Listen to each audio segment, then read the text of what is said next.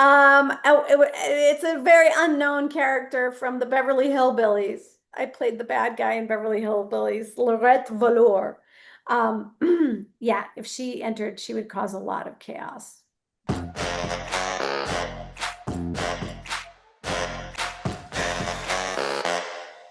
First of all, I'm so excited to watch you on this directing journey. I want to jump into that. How has your creativity as a director evolved, and how has the Chicken Sisters allowed you to play in that world? Well, I did direct myself in the Goldbergs a couple years ago, but I hadn't really done it for a while, so I was a little bit nervous. I mean, I'm always a little bit excited when I'm going to direct something, but because you never there's so many unknowns. But it was really fun because I love the show and I love the people, but the first season I wasn't in it a lot, so I like didn't know a lot of the actors very well. And so because I got to direct the first two episodes and kind of help with the imagining of the show, I got to really invest not just, most of my heart and soul, but all of my heart and soul in the show, which was really fun and I really got to know the other actors so well because, I got to spend time with them and um, it was just really special for me because I just really like to be totally invested in what I'm doing.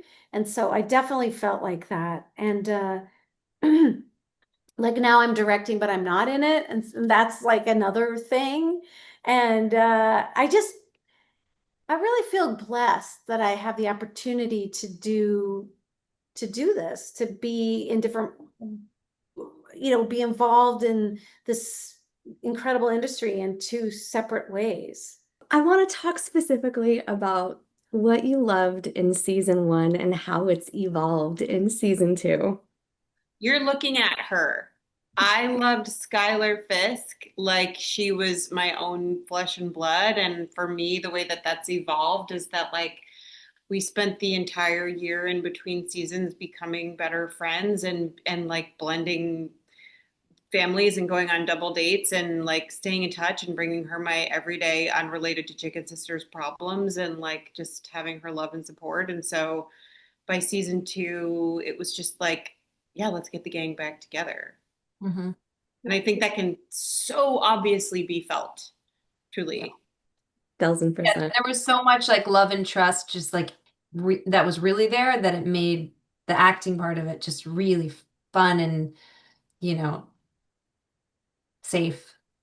Okay, if you were describing season two as a food critic and the show was a recipe, how would you describe it? Spicy dry rub. It's like a slow cook meal, slow first meant for a slow cooker, but it just comes out really juicy, flavorful, and little spicy.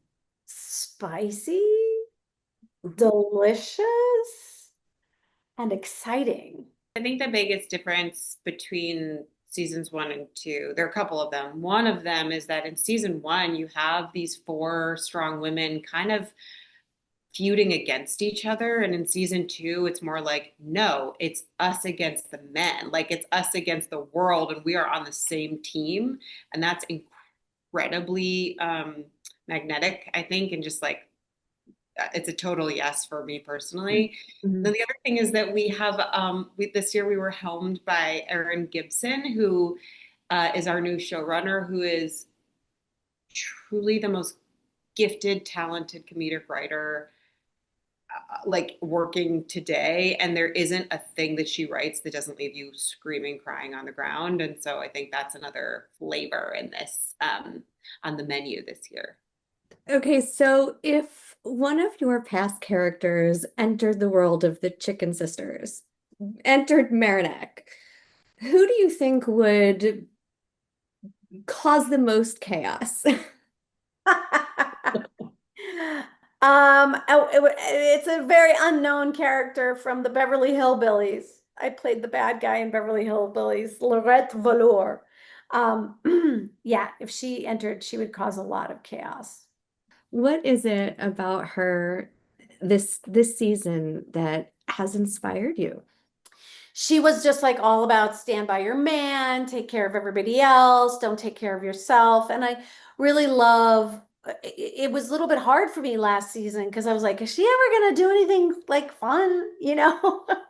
And they were like, she will. We just have to get to season 2. And I'm like, okay.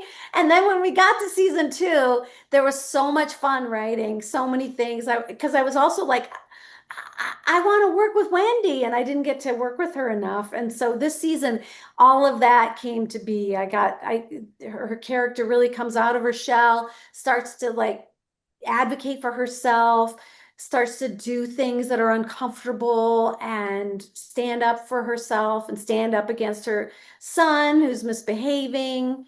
And I love her journey and date. She's dating a guy. She's dating Pastor McGregor, and she it's probably only the second guy she's ever kissed in her whole life.